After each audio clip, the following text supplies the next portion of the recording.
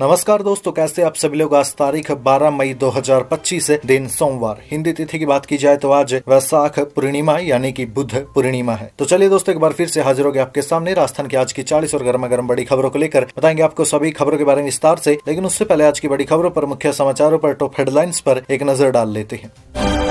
डोटासरा बोले, पीएम मोदी बुलाई लोकसभा का विशेष स्तर, भविष्य में आतंकवाद की घटना नहीं होगी, ये गारंटी चाहते हैं। जूली ने कहा सर्वदलीय बैठक हो। वहीं केंद्रीय मंत्री ने भारत पाकिस्तान बॉर्डर पर बंकर देखे, बोले जो हम पर आंख उठाएगा वो फिर कभी नहीं देख पाएगा, अफसरों से हालात जाने। इसी के साथ ही राजस्थान से उड़े फाइटर जेट ने दुश्मनों के 3 एयरबेस उड़ाए। 4 दिन में 100 से ज्यादा पाकिस्तानी ड्रोन और मिसाइल अटैक हुए। बताएंगे दोस्तों आपको कैसे पाकिस्तान के किए गए ताकतवर हमलों को भारत ने नाकाम किया। वहीं हनुमानगढ़ और नागौर में ओले गिरे। उदयपुर में बिजली गिरने से महिला की मौत। 8 जिलों में आंधी और बरसात का अलर्ट। 14 मई से राजस्थान में हीट वेव की आशंका। वहीं दोस्तों सेना ने कहा पाकिस्तान ने सीज फायर तोड़ा तो करारा जवाब देंगे। ऑपरेशन सिंदूर में 40 पाकिस्तानी सैनिक, 100 आतंकी मारे गए। वहीं 5 भारतीय जवान भी शहीद हुए हैं। राफेल के सवाल को टाल दिया। इसके अलावा ऑपरेशन सिंदूर के बाद पीएम का आदेश, वहां से गोली चलेगी तो यहां से गोला चलेगा। आतंकी ठिकाने तबाह कर पाकिस्तान को जानकारी दी थी। इसके साथ ही कांग्रेस का पोस्टर, इंदिरा होना आसान नहीं। राहुल बोले सरकार संसद स्तर बुलाए। पायलट बोले वाशिंगटन से सीज फायर का ऐलान सवाल खड़े करता है। वहीं राजनाथ बोले ऑपरेशन सिंदूर ने आतंक पीड़ितों को इंसाफ दिलाया है। लखनऊ में ब्रह्मोस यूनिट की शुरुआत, कहा इस मिसाइल की धमक रावलपिंडी तक सुनाई दी। वहीं विदेश सचिव विक्रम मिश्री ने अपना एक्स अकाउंट प्राइवेट किया। सीज फायर के ऐलान के बाद ऑनलाइन अब्यूज होने लगे। बेटी पर भी हो रहे थे कमेंट्स। दोस्तों आपकी होनहार बेटी को भी मिल सकते हैं 11 से लेकर 51,000 रुपए। 30 मई से पहले करें आवेदन। बताएंगे दोस्तों आपको इस खबर के बारे में विस्तार से। इसके अलावा एजुफेस्ट 16 से 18 मई को RIC में होगा आयोजित। देश की नामी यूनिवर्सिटी और शैक्षणिक संस्थान देंगे नए कोर्स की जानकारी।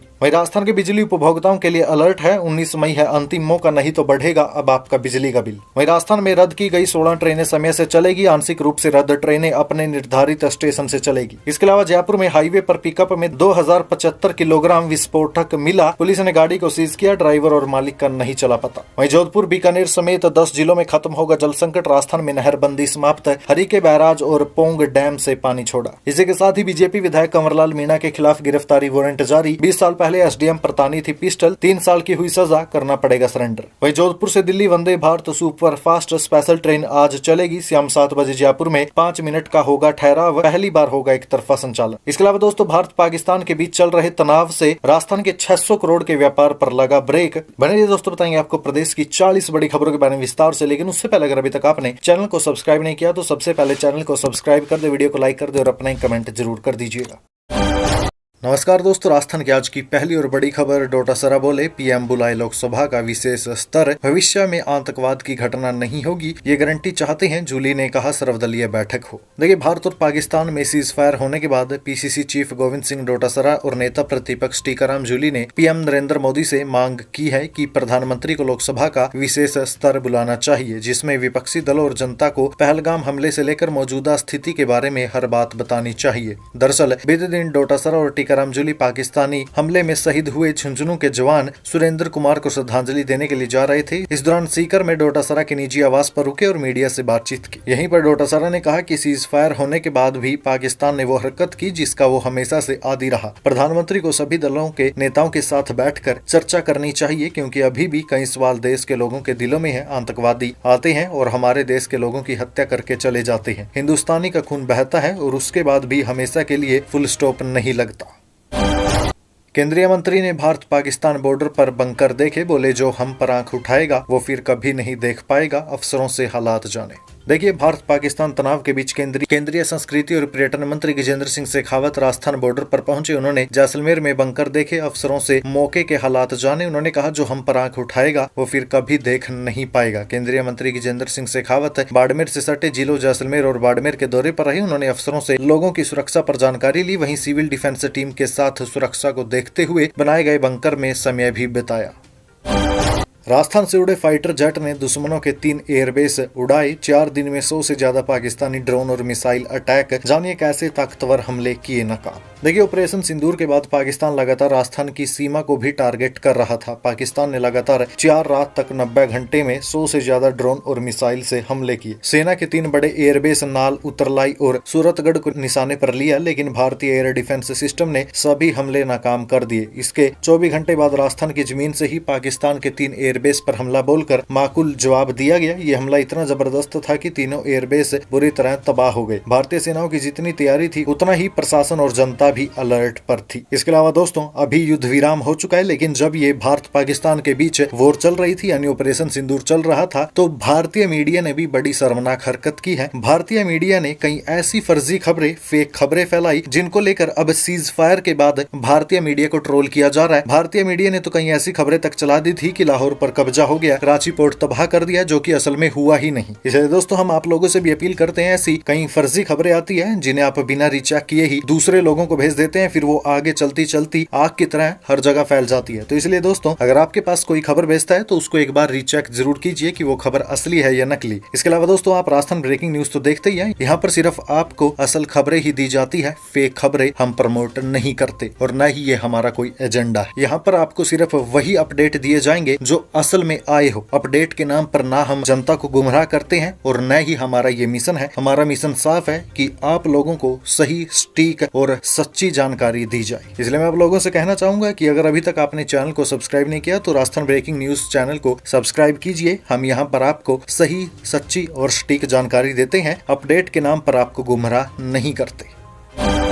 हनुमानगढ़ नागौर में ओले गिरे, उदयपुर में महिला की मौत, 8 जिलों में आंधी और बरसात का अलर्ट है। 14 मई से राजस्थान में हीट वेव की आशंका। देखिए राज्य में बीते दिन दोपहर बाद कई जिलों में मौसम बदल गया। हनुमानगढ़, नागौर, चित्तौड़गढ़, कोटा, बीकानेर में बादल छाए, आंधी चली, कई स्थानों पर तो बारिश भी हुई। हनुमानगढ़ में ओले भी गिरे हैं। मौसम में हुए इस बदलाव से लोगों को गर्मी से राहत मिली। उदयपुर में बिजली गिरने से महिला की मौत हो गई। मौसम विभाग ने 12 मई यानी आज 8 जिलों में आंधी और बारिश का येलो अलर्ट जारी किया है। वहीं 14 और 15 मई से राज्य में हीटवेव का दौर शुरू होने की आशंका है। कुछ शहरों में तापमान 44 से 45 डिग्री सेल्सियस तक पहुँचने की आशंका है। इसके अलावा आज जिन जिलों में बारिश होगी उनमें भीलवाड़ा, चित्तौड़गढ़, झालावाड़, कोटा, राजसमंद, सवाई माधोपुर, उदयपुर और पाली शामिल है। सेना ने कहा पाकिस्तान ने सीज फायर तोड़ा तो करारा जवाब देंगे। ऑपरेशन सिंदूर में 40 पाकिस्तानी सैनिक, 100 आतंकी मारे, 5 भारतीय जवान शहीद। राफेल के सवाल को टाला। देखिए भारत और पाकिस्तान के बीच सीज फायर के 25 घंटे बाद बीती शाम 6:30 बजे तीनों सेनाओं ने 1 घंटा 10 मिनट तक प्रेस कॉन्फ्रेंस की। इसमें director general of military operation यानी DGMO lieutenant general Rajiv Ghai, vice admiral AN Pramod और एयर मार्शल अवधेश कुमार भारती ने ऑपरेशन सिंदूर की जानकारी दी। भारत और पाकिस्तान के बीच 10 मई की शाम 5 बजे संघर्ष विराम हुआ था। सेना ने राफेल के पाकिस्तान में मार गिराने के सवाल पर कहा कि हम अभी भी युद्ध के हालात में हैं, इस पर कुछ नहीं कहेंगे क्योंकि हम उन्हें किसी भी तरह का फायदा देना नहीं चाहते। इसके अलावा एयर मार्शल अवधेश कुमार भारती ने कहा कि ये सीज फायर तुरंत हमलों को रोकने के लिए हुआ है। 12 मई को हमने मीटिंग रखी थी ताकि बातचीत से संघर्ष विराम पर और बातचीत की जाए। अब देखते हैं क्या होता है, फिर आगे देखा जाएगा। इसके अलावा उन्होंने कहा कि ऑपरेशन सिंदूर के तहत 7 मई को हुई कार्रवाई में सीमा पार 9 ठिकानों पर हमने 100 आतंकी मार गिराई। इसमें कंधार हाईजैक और पुलवामा अटैक में शामिल 3 बड़े आतंकी चेहरे भी शामिल थे। इसके अलावा पाकिस्तान ने ड्रोन और मिसाइल से हमारे बॉर्डर स्टेट में स्थित सैन्य ठिकानों पर हमले की कोशिश की। हमने उन्हें हवा में मार गिराया, एक भी टारगेट सक्सेस नहीं होने दिया। इसके बाद हमने पाकिस्तान को जवाब देते हुए सख्त कार्रवाई की, जिसमें पाकिस्तानी सेना के 35 से 40 सैनिक और अफसर मारे गए। बॉर्डर और एलओसी पर हुई पाकिस्तानी सेना की गोलीबारी में हमारे 5 जवान शहीद हुए हैं।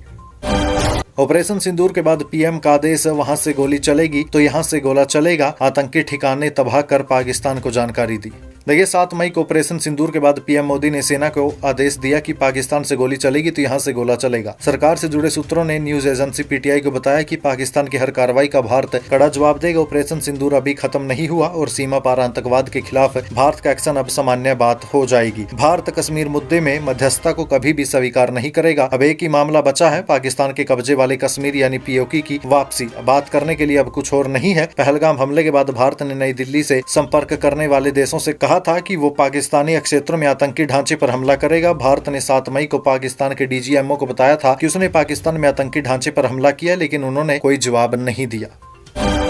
कांग्रेस का पोस्टर इंदिरा होना आसान नहीं, राहुल बोले सरकार संसद स्तर बुलाए। पायलट बोले वाशिंगटन से सीज फायर का ऐलान सवाल खड़े करता है। देखिए, भारत और पाकिस्तान के बीच 10 मई को सीज फायर का ऐलान किया गया। एक दिन बाद कांग्रेस ने दिल्ली में हेडक्वार्टर के बाहर इंदिरा होना आसान नहीं ये पोस्टर लगा दिया। इस पोस्टर के साथ ही 1971 के युद्ध में पाकिस्तान के सरेंडर वाली तस्वीरें भी लगाई गई। पोस्टर में इंडिया मिस इंदिरा यानी कि भारत इंदिरा को याद कर रहा है ये बात भी लिखी गई। लोकसभा के नेता प्रतिपक्ष राहुल गांधी और राज्यसभा के नेता प्रतिपक्ष मल्लिकार्जुन खड़गे ने प्रधानमंत्री को लेटर लिखकर संसद का विशेष सत्र तुरंत बुलाने का अनुरोध किया। कांग्रेस महासचिव सचिन पायलट ने भारत और पाकिस्तान के बीच अमेरिका की मध्यस्थता को लेकर सवाल खड़े किए। उन्होंने कहा कि अमेरिका 2 दिन पहले कहता है इस मामले से उनका कोई लेना देना ही नहीं, फिर अचानक वाशिंगटन से सीज फायर की घोषणा होती है जो कई सवाल खड़े करती है। इसके अलावा इधर कांग्रेस ने भी सीज फायर पर 5 सवाल किए हैं। उन्होंने कहा कि ये जो मध्यस्थता हुई है कैसे भारत सरकार ने स्वीकार किया। दूसरा सवाल है अमेरिका ने किन शर्तों पर इस प्रकार की घोषणा की, ये बहुत बड़ा सवाल है, इसमें कश्मीर का जिक्र भी किया गया है। तीसरा सवाल है डिप्लोमेसी का अपना एक रोल है, लेकिन अगर इस प्रकार वाशिंगटन से सीज फायर की घोषणा होती है तो कई सवाल खड़े होते हैं। चौथा सवाल है इस मुद्दे पर भारतीय थल सेना के पूर्व जनरल ने भी जो बातें बोली है हमें उस पर ध्यान देना चाहिए। पांचवा सवाल है मैं मानता हूं कि सीज फायर की घोषणा के बाद जो बॉर्डर पर उल्लंघन हुए ये इसकी विश्वसनीयता को खत्म करता है। इसके अलावा सचिन पायलट ने कहा कि सरकार बताए कि सीज फायर किन शर्तों पर हुआ। भारत सरकार को एक सर्वदलीय बैठक बुलानी चाहिए और जो पिछली 2 मीटिंग में नहीं हुआ उस पर बात करनी चाहिए। पीएम को इस सर्वदलीय बैठक में आना चाहिए और पूरे देश और दलों को विश्वास में लेना चाहिए क्योंकि सभी दलों ने अपनी विचारधारा को परे रखते हुए भारत सरकार को संपूर्ण समर्थन दिया था। पिछली जो सर्वदलीय बैठकें हुई उसमें पीएम नहीं आए थे। ऐसे में एक और सर्वदलीय बैठक बुलानी चाहिए ताकि देश और विपक्ष को एक विश्वास मिले। सरकार को बताना चाहिए कि सीज फायर किन शर्तों पर हुआ, क्या गारंटी है कि भविष्य में इस प्रकार की घटना को अंजाम नहीं दिया जाएगा। इसके अलावा पायलट ने कहा कि किसी तीसरे पक्ष की भागीदारी स्वीकार नहीं की जाएगी। कश्मीर मसला एक द्विपक्षीय मुद्दा है यानी कि भारत और पाकिस्तान का मुद्दा है। किसी भी देश को इस मुद्दे पर हस्तक्षेप करने की जगह नहीं मिलनी चाहिए।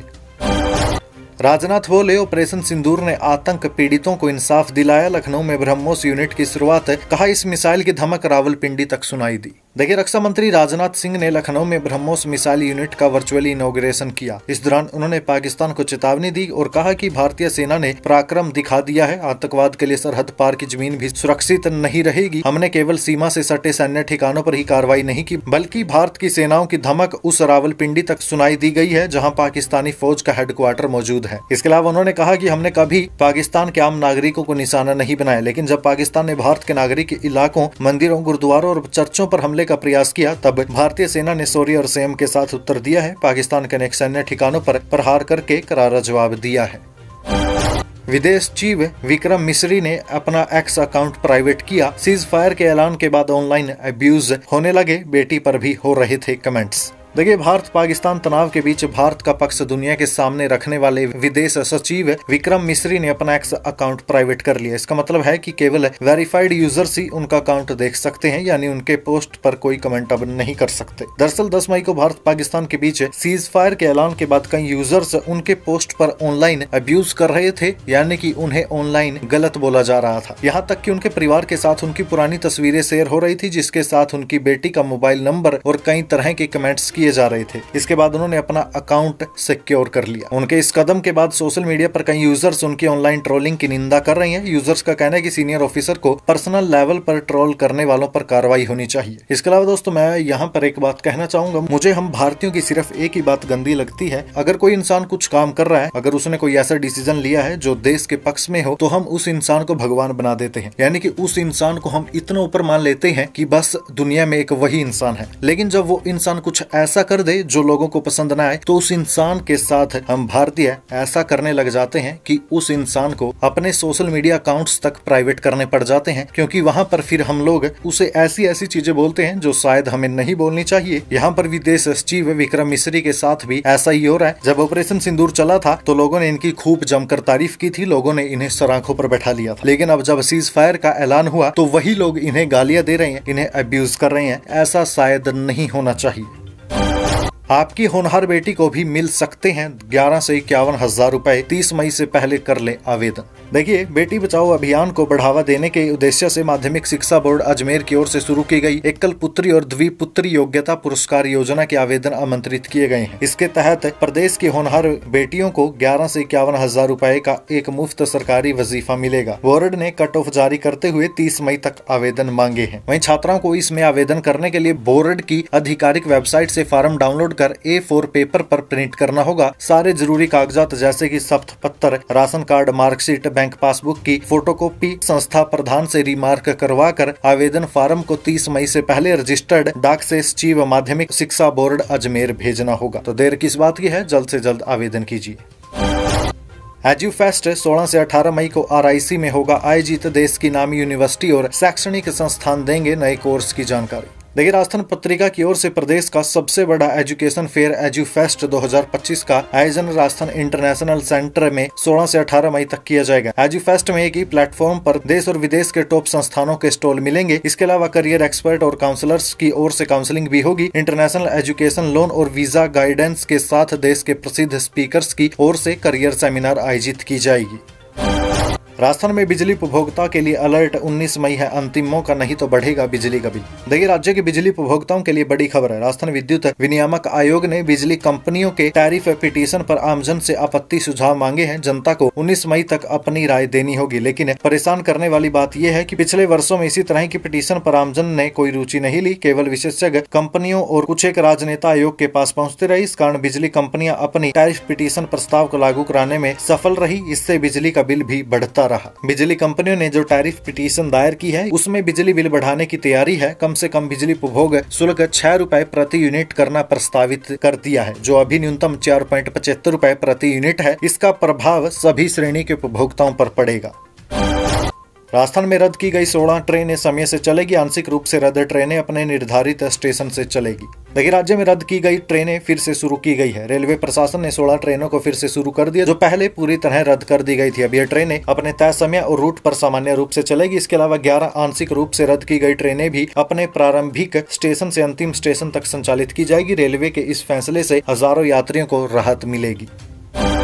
जयपुर में हाईवे पर पिकअप में 2075 किलोग्राम विस्फोटक मिला। पुलिस ने गाड़ी को सीज किया। ड्राइवर और मालिक का नहीं चला पता। देखिए, जयपुर से भरतपुर नेशनल हाईवे पर सड़क किनारे खड़ी पिकअप में पुलिस को 2075 किलो विस्फोटक मिला है। पुलिस ने गाड़ी को जब्त कर लिया। पुलिस ने सीज विस्फोटक की जानकारी पेट्रोलियम और विस्फोटक सुरक्षा संगठन को दे दी है। अब PESO की टीम सैंपल लेगी। इसके बाद आगे की कार्रवाई की जाएगी। जोधपुर, बीकानेर समेत 10 जिलों में खत्म होगा जल संकट। राजस्थान में नहरबंदी समाप्त। हरिके बैराज और पोंग डैम से पानी छोड़ा। देखिए, राज्य में इंदिरा गांधी नहर की मरम्मत के लिए की गई नहरबंदी बीते दिन समाप्त हो गई। सरकार के फैसले के बाद हरिके बैराज और पोंग डैम से राजस्थान के लिए पानी छोड़ दिया गया। इसमें पश्चिमी राजस्थान के 10 जिलों में पेयजल संकट से राहत मिलने की उम्मीद जगी है। हालांकि किसानों को सिंचाई के लिए पानी मिलने की फिलहाल कोई संभावना नहीं है। बीजेपी विधायक कंवरलाल मीणा के खिलाफ गिरफ्तारी वारंट। 20 साल पहले SDM पर तानी थी पिस्टल। 3 साल की हुई सजा, करना पड़ेगा सरेंडर।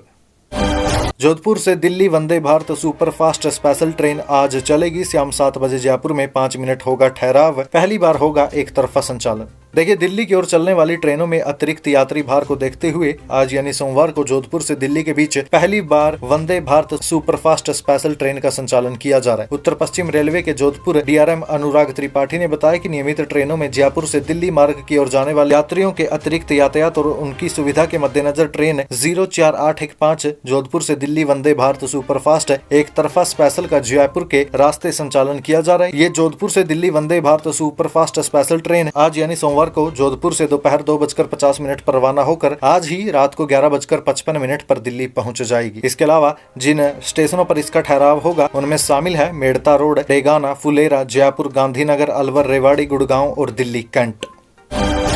भारत पाकिस्तान के बीच तनाव से 600 करोड़ के व्यापार पर लगा ब्रेक। देखिए, कश्मीर के पहलगाम में आतंकी हमले के बाद भारत की ओर से चलाए गए ऑपरेशन सिंदूर में देश में उत्साह का माहौल है। हर कोई भारतीय सेना के माध्यम से पाकिस्तान को सबक सिखाने की बात कर रहा है। दोनों देशों के बीच उपजे हालातों के चलते दुबई से आने वाले कपड़े के 100 करोड़ के ऑर्डर को फिलहाल कपड़ा व्यापारियों ने स्थगित कर दिया। दुबई के कपड़ा व्यापारियों ने यात्रा टालते हुए भारत आने से मना कर दिया। वहीं टर्की की ओर से पाकिस्तान का साथ दिए जाने से भी लगभग टर्की से 600 करोड़ से ज्यादा का टेक्सटाइल कारोबार प्रभावित हो सकता है। आपको बता दें, भीलवाड़ा से दुबई में प्रतिवर्ष 600 करोड़ का कपड़ा और टर्की में यार्न का 600 करोड़ का व्यापार होता है।